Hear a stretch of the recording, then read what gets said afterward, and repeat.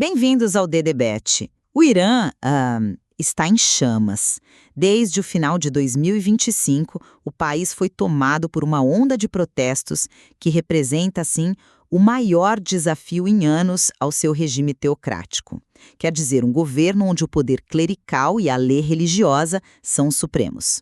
O que começou como um grito contra a inflação nos bazares de Teherã virou um levante nacional, sabe? Com um slogan que ecoa por toda parte: morte ao ditador.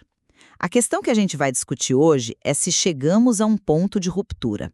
Esses protestos são o começo do fim para o regime dos ayatollahs ou apenas mais um ciclo de fúria popular que o sistema mais uma vez vai conseguir esmagar?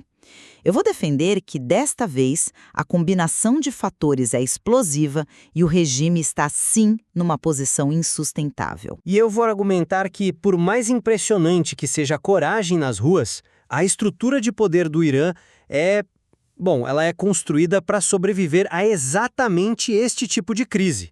A história e a força do aparato repressivo indicam que uma queda do regime, pelo menos no curto prazo, é bem improvável. E do contrato social, se é que existia algum, foi quebrada. A escala dos protestos é algo que a gente nunca viu. Estamos falando de mais de 100 cidades, em todas as 31 províncias, unindo persas, curdos, baluches, ricos e pobres. O motor disso é um colapso econômico que tornou a vida quase impossível, como descrevem os próprios iranianos. A inflação de alimentos passa de 70%, o real virou pó.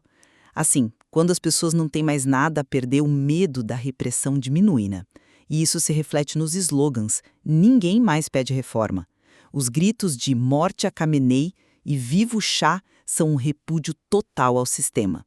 A legitimidade do regime, como dizem os analistas, não está só arranhada, está fragmentada. E o surgimento de Reza Pahlavi, mesmo sendo uma figura distante, mostra que as pessoas estão desesperadamente buscando uma alternativa, qualquer alternativa. O que é um perigo mortal para um regime que se dizia inquestionável. Olha, eu vejo essa narrativa, mas a minha leitura dos fatos é bem diferente. O regime iraniano é muitas coisas, mas ingênuo não é uma delas. Ele é brutal, resiliente e, acima de tudo, um sobrevivente. A história recente é a nossa melhor professora aqui. Em 2009, o Movimento Verde levou milhões às ruas e foi esmagado. Em 2019, os protestos deixaram um rastro de mais de 1.500 mortos e o regime se fortaleceu. A disposição para usar força letal não é uma possibilidade, é a política padrão. E o pilar que sustenta tudo isso, a Guarda Revolucionária Islâmica, a IRGC, continua de pé e unida. Regimes autoritários não caem por protestos de rua, por maiores que sejam, a não ser que haja uma fratura nas forças de segurança. E não vemos sinal algum disso. Pelo contrário, a IRGC já disse que a sobrevivência do governo é sua linha vermelha. E sobre a oposição? Era um mosaico de grupos rivais, sem liderança organizada dentro do país. Reza Pahlavi é um nome no exílio, mas sem estrutura no terreno, o que limita drasticamente seu impacto real. Entendo o ponto sobre a resiliência histórica, mas eu discordo que o cenário seja o mesmo. O que diferencia essa onda de todas as outras é a sua natureza. Não é só a classe média de Teherã pedindo direitos civis como em 2009. É o país inteiro, movido por uma raiva que transcende a política e entra no campo da sobrevivência.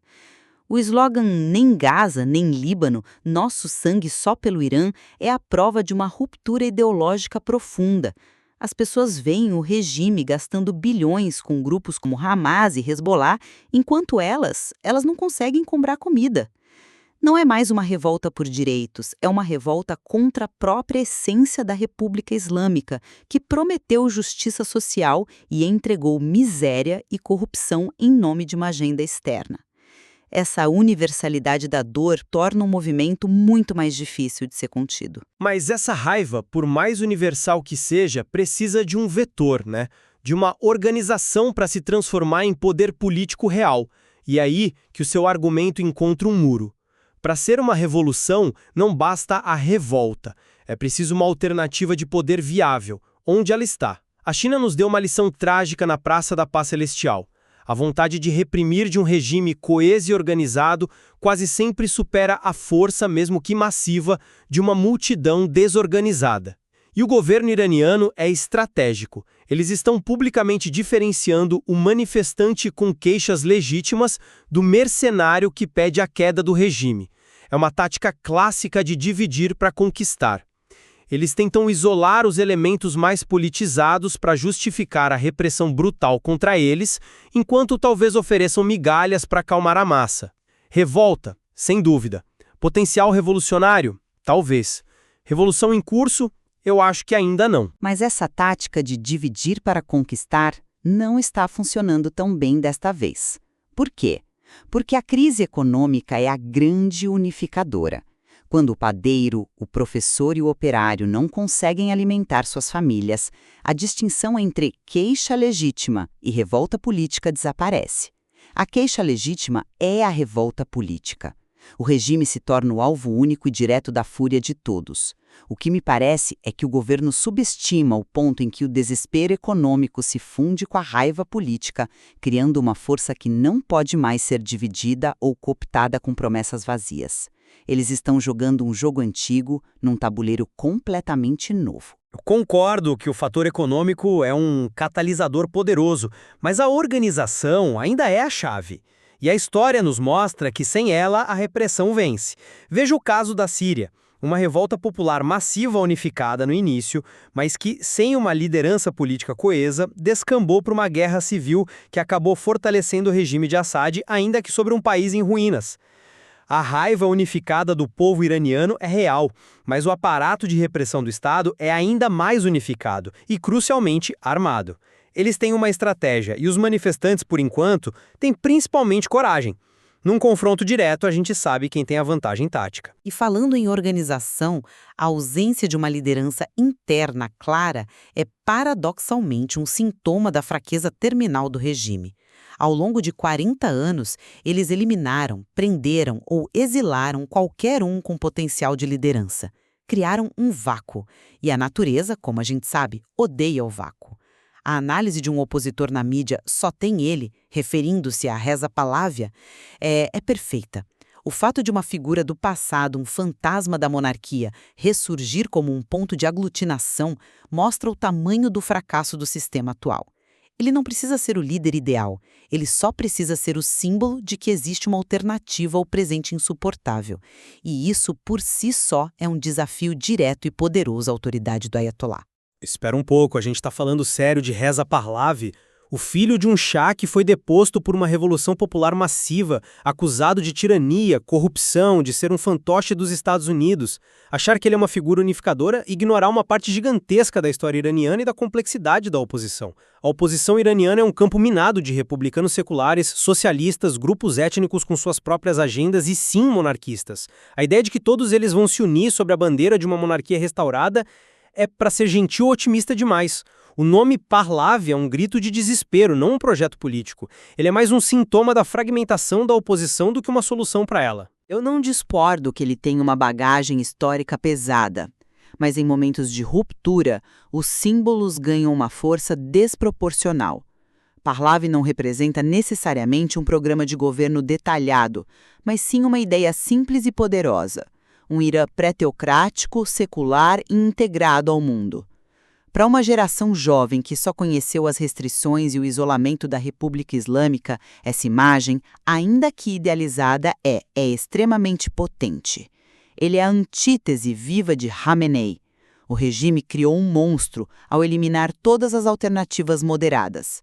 Agora, eles enfrentam o fantasma do passado que eles mesmos derrubaram, e esse fantasma está se mostrando surpreendentemente popular entre aqueles que não têm memória da monarquia, apenas o desprezo pelo presente. Mas um símbolo sem exército, sem partido e sem estrutura no país é apenas uma voz no YouTube. O que nos leva ao ponto crucial: a repressão. E a repressão do regime não é só força bruta, é ciência. Eles são mestres do que se chama autoritarismo digital.